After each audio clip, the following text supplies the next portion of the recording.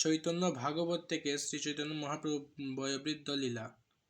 গৌরচন্দ্রের আবির্ভাব, শচীদেবী ও জগন্নাথ মিশ্রের সংসারের দুঃখের অন্ত হল।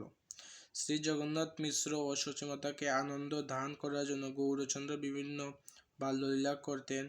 যখন গৃহে শচীমাতা থাকতেন না, তখন গৌরগোপাল যাবতীয় দ্রব্য এলোমেলো করে ফেলতেন। শচীমাতার হতবাক হয়ে যেতেন, কে এই কাজ করল? ঘরে কেবল তার 4 মাসের শিশু। একদিন উঠানে এক বিষধর সাপকে দর্শন করেই নিমাই তার সঙ্গে কিছুক্ষণ খেলা করলেন এবং শেষে সেই সাপ কুণ্ডলিকার হয়ে তার উপর তিনি শয়ন করে শেষাশায়ী লীলা করলেন।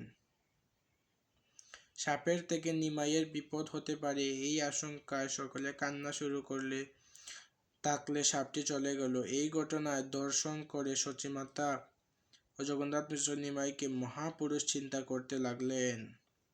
পৃষ্ঠা 27 থেকে 28।